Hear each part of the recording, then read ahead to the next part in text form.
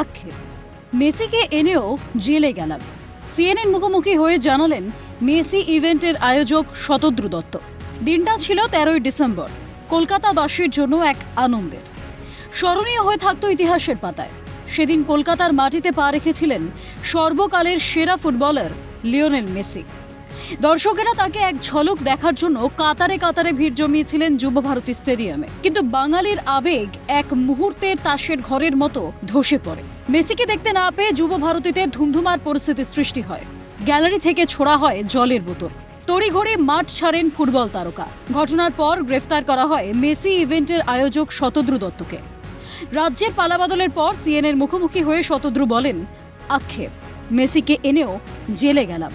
এই show flow সব পুলিশকে আগে থেকে দেওয়া ছিল, পুলিশ পুরো ফেল করলো এই পলিটিক্যাল প্রেশারে। আর স্পোর্টস মিনিস্টার তো ছেড়েই দাও, উনি তো এটা ভাবলেন যে পাড়ার পল্টু। শতদ্রুর দাবি, বিশৃঙ্খলার আঁচ অনুমান করে বারবার পুলিশকে বলেছিলেন মাঠ খালি করতে। 10 থেকে 15 মিনিট দুঃস্বপ্ন মনে হয়েছিল, এমনটাই দাবি করেন মেসি ইভেন্টের আয়োজক। এই ব্যর্থতার মূলে তৎকালীন সরকার, প্রশাসনিক অব্যবস্থা এবং পুলিশের নিষ্ক্রিয়তার বিরুদ্ধেই আঙুল তুলেছেন শতদ্রু। আমি তো বুঝতে পারছি যে এই জিনিসটা একটা অন্য জায়গায় যাচ্ছে। এত চিল্লালাম, এত কিছু বললাম, মাঠে ডিজি রয়েছে, মাঠে সিপি রয়েছে, তারা ভাবতে পারো এত পুলিশ রয়েছে, তারা একবার চেষ্টা করলো না মাঠ থেকে লোকজনদের খালি করার। পরপর আবার 3খানা ইভেন্ট, তখন আমার কাছে মেসি যদি বিগড়ে যায় তাহলে তো আমার ইভেন্টটাই ক্যান্সেল হয়ে যাবে। তখন তো আমি স্যাক্রিফাইস করলাম নিজেকে। তো আমার ইভেন্ট বলে নয়, এটা তুমি বলো একটা রাজ্যের কত বড় দুর্নাম হলো, আর তার থেকেও বড় দুর্নাম হতো যদি মেসিকে কেউ ঠেলে ফেলে দিত, মেসি পড়ে যেত।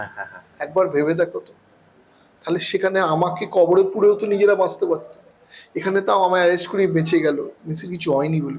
ঘটনার পর খলনায়ক বানানো হয়েছিল শতদ্রুকে। তবে এবার সোজা সাপটা উত্তর দেন তিনি রাজ্য সরকারকে কটাক্ষ করে বলেন, এ রাজ্যে চাকরি চুরি করে লোকে জেলে যাচ্ছে, আর আমাকে মেসি এনে জেলে যেতে হলো। উনি অন্য জগতে চলে গেছিলেন, ওই ছবি তোলার মোহ আর মাইলেজ নেবার মোহতে একদম উনি শেষ করে দিয়ে চলে গেলেন। আমাকে না বলি পাঠা করলে কাকে করবে? ইলেকশন ছিল 4-5 মাসের মধ্যে, অরূপ বিশ্বাসকে কি জেলে ঢোকাতে পারবে? ঢোকালে তো হতো না।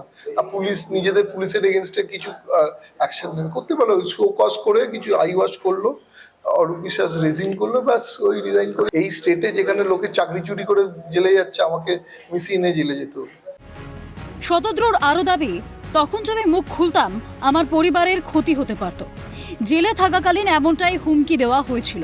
শতদ্রুর কথায়, স্পেশাল ইনভেস্টিগেশন টিম শুধু আমাকে আর আমার টিমকে ডেকেছিল, অথচ ভিডিওতে পরিষ্কার দেখা যাচ্ছে মাঠে কারা কারা ছিল। তৎকালীন ডিজি রাজীব কুমারের শোকজের প্রসঙ্গ টেনে তিনি বলেন, সেটা শুধুমাত্র আইওয়াশ ছিল।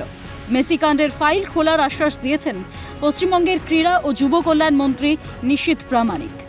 শতদ্রু পূর্ণাঙ্গ তদন্তের দাবি জানিয়েছেন। চলো তোমার টেনে নিয়ে যাবে, আর কার সাহস?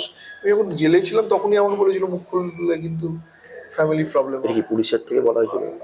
আর বললাম না, বুঝে নাও। আচ্ছা, কারণ আমি তো চাইছিলাম ইনভেস্টিগেশনটা হোক। এই আগের যে ইনভেস্টিগেশন, ওটা তো বায়াসড ইনভেস্টিগেশন। ওই ইনভেস্টিগেশনে আমার আর আমার টিম ছাড়া কাউকে ডাকা হয়নি। আর এদিকে মাঠে ওটা জাস্ট আইওয়াশ। বিজেপি স্টেটে করেছে, আমার কনফিডেন্সটা অনেক বেশি। দুটো বিডি। মেসিকে দেখতে না পেয়ে ক্ষোভে ফেটে পড়েছিলেন অনুগামীরা। যুবভারতীয় স্টেডিয়াম এক অন্য বিশৃঙ্খলার সাক্ষী থেকেছিল সেদিন। তিলোত্তমার বুকে এমন অরাজকতা কখনোই কাম্য ছিল না। কিন্তু তারপরও কিভাবে একজন লেজেন্ডের ইভেন্টে সৃষ্টি হলো এই বিশৃঙ্খলা? খেলার মাঠেও রাজনৈতিক ক্ষমতার অপব্যবহার।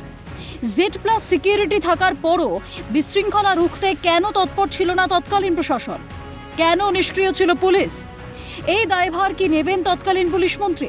যে সময়টা, কঠিন সময়টা তিনি পার করেছেন, সেটা কিন্তু এখন অতীত। তিনি বলছেন যে আগামীতে প্রচুর কাজ তিনি ইতিমধ্যে হাতে নিয়েছেন, কিন্তু পশ্চিমবঙ্গের জন্য করবেন না অন্য স্টেটের জন্য করবেন, সেটা এখন তার কাছে প্রশ্ন। আরেকটা বিষয় হচ্ছে, খেলার ময়দানে রাজনীতিটা কম করলেই খুব ভালো হয়। সব মিলিয়ে খোলামেলা শতদ্রু। হুগলি থেকে সমিত সিনহার রিপোর্ট, ক্যালকাটা নিউজ।